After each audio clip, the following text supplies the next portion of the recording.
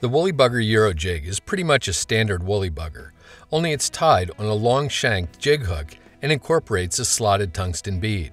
So, in addition to all the merits of a woolly bugger, it will ride generally hook point up, thus avoiding snags.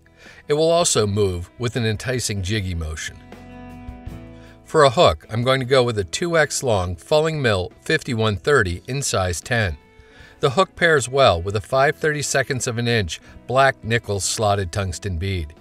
Insert the point of the hook into the small hole of the bead and work the bead around up the shank to behind the eye.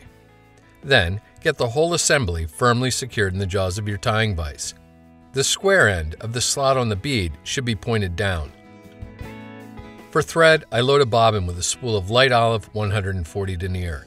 You can drop down to 70 denier for smaller versions of this pattern. Get the thread started on the hook shank behind the bead, and after a few wraps, snip off the excess tag. Wrap back up to immediately behind the bead. .02 lead-free round wire is used to add even more weight to the fly and to stabilize the bead. While holding the spool, insert the end of the wire into the slot of the bead on top of the hook shank. Take a few wraps of tying thread right there to anchor the bitter end of the wire. Start taking rearward wraps with the wire behind your tying thread.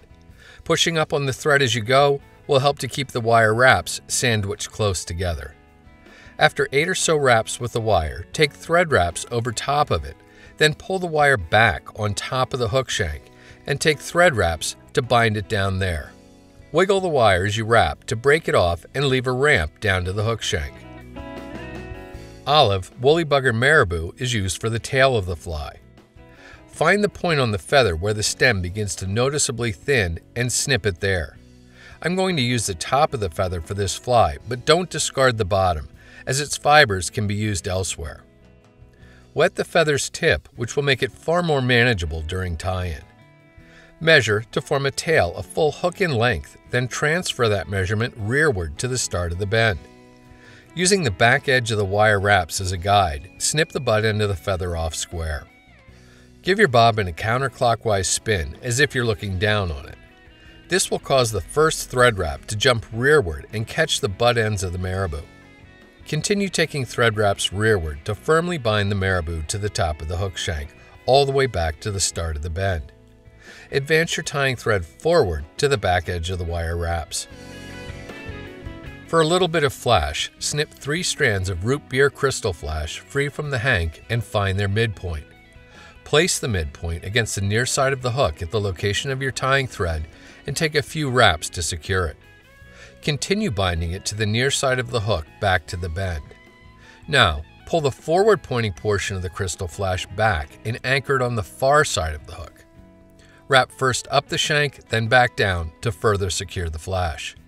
End with your tying thread at the base of the tail.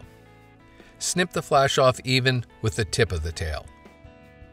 Medium-sized olive Antron chenille is used to form the body of the fly. An 8-inch length is enough to make a few flies.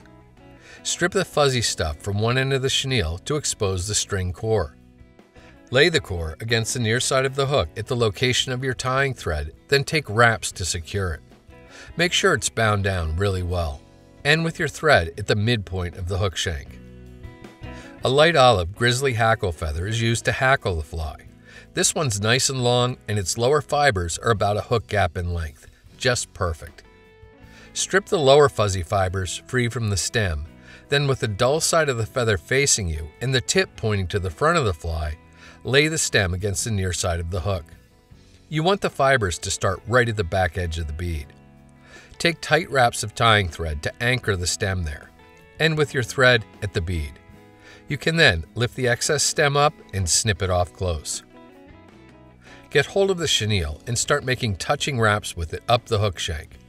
When you reach the bead, anchor the chenille with tight wraps of tying thread and snip the excess off close. This time, give your bobbin a healthy clockwise spin to cord up, strengthen, and thin your tying thread.